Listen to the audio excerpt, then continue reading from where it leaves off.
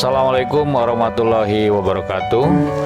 Salam bahagia, salam sejahtera untuk kita semuanya. Om Swastiastu, Namo Buddhaya, salam kebajikan.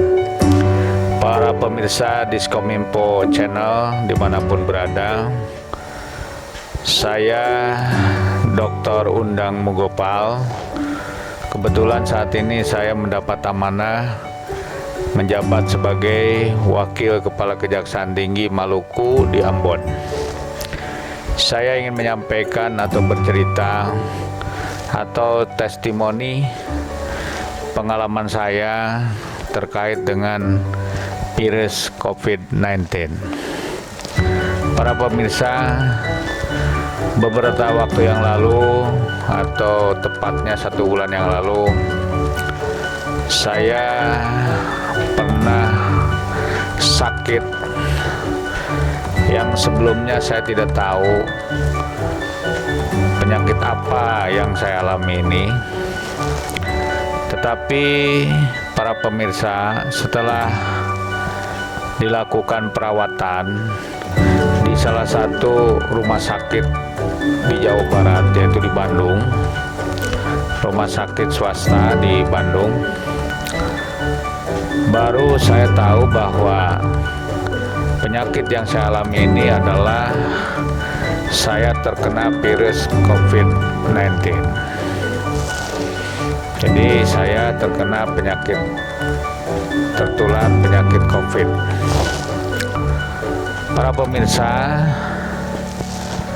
bahwa saya dirawat di rumah sakit swasta tersebut selama hampir 18 hari, yaitu di ruang ICU. Jadi hari pertama, hari kedua di ruang ICU, bahkan saya mengalami tidak sadarkan diri atau koma. Nah, virus COVID ini menyerang paru-paru dan pernapasan saya. Jadi saya mengalami sulit untuk bernapas, jangankan untuk bergerak fisik saya, untuk berbicara pun saya agak sulit, karena saya sulit untuk bernapas. Kemudian setelah dilakukan diagnosa maupun tindakan medis oleh para dokter, ternyata tadi saya sampaikan bahwa itu akibat saya terkena virus COVID yang menyerang paru-paru saya sehingga mengakibatkan saya sulit untuk bernapas. Jadi para pemirsa Diskominfo Channel dimanapun berada, dengan demikian satu hal yang saya ingatkan kepada para pemirsa, bahwa virus COVID itu ada dan saya sudah mengalaminya sendiri. Jadi tidak perlu lagi mempertanyakan atau meragukan ada tidaknya virus COVID ini. Saya jawab sekarang bahwa virus COVID ini ada dan itu saya alami sendiri. Para pemirsa Diskominfo Channel dimanapun berada, setelah saya dirawat di ICU, bahkan saya pada saat setelah digunakan ventilator, di hari ke-1 sampai hari ke-10 di dalam ICU itu, pernapasan saya itu hanya bisa sampai ke titik 40%. Karena yang normal itu sebenarnya antara 90 sampai 100%. Sedangkan titik minimalnya orang bernapas itu adalah 30%. Kalau kita bernapas dalam titik 30% menurut peralatan medis, itu bisa dikatakan kita sulit untuk sembuh. Bahkan kalau 30% itu bisa dikatakan itu untuk mengantarkan kita kepada kematian. Saya posisi napas saya pada saat itu adalah 40% akibat adanya virus COVID ini. Saya beruntung bahwa setelah dilakukan pengobatan yang intensif dan tindakan dari para dokter, kemudian juga ada ventilator yang baru dari salah satu rumah sakit tersebut, akhirnya dalam hitungan hari setelah melewati 10 hari di ICU, saya mulai napas saya bisa beranjak ke titik sampai ke 90%. Bahkan di hari ke-17 di ICU itu, napas saya sudah sampai ke titik bisa mencapai 100%, sehingga bisa dikatakan normal kembali.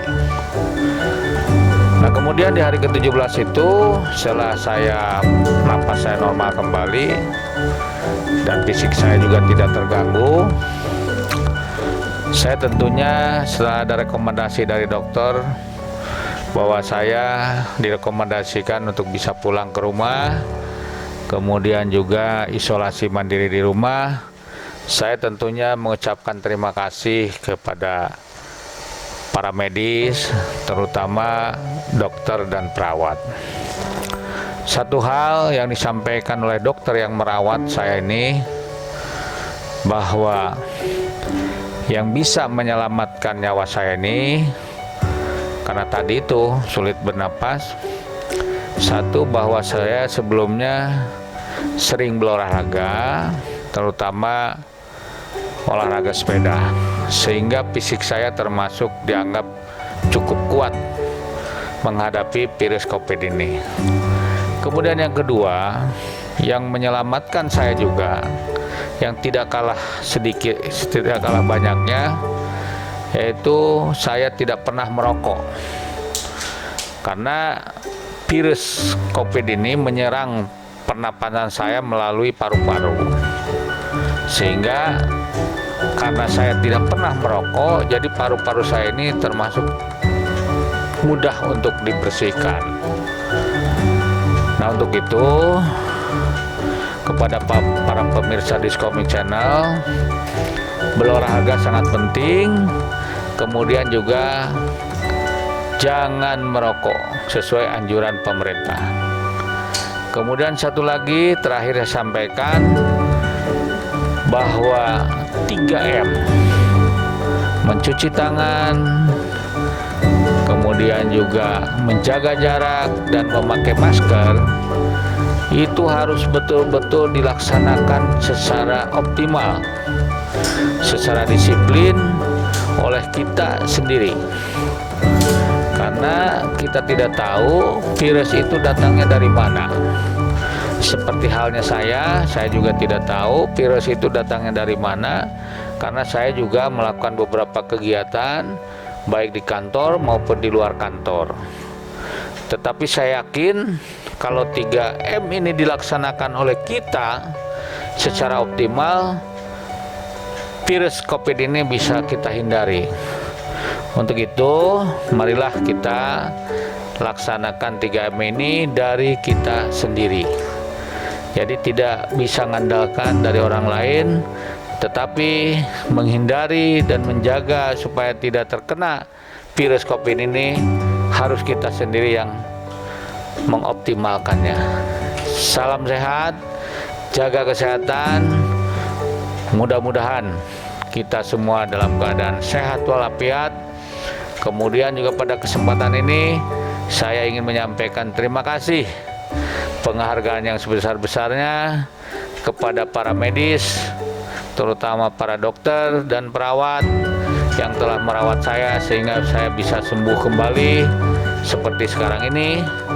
Kemudian juga saya mengucapkan terima kasih kepada semua yang terlibat di dalam gugus tugas Provinsi Maluku khususnya, yang telah memberikan atensi dan perhatian serta doanya sehingga saya bisa sembuh kembali seperti sekarang. Wassalamualaikum warahmatullahi wabarakatuh.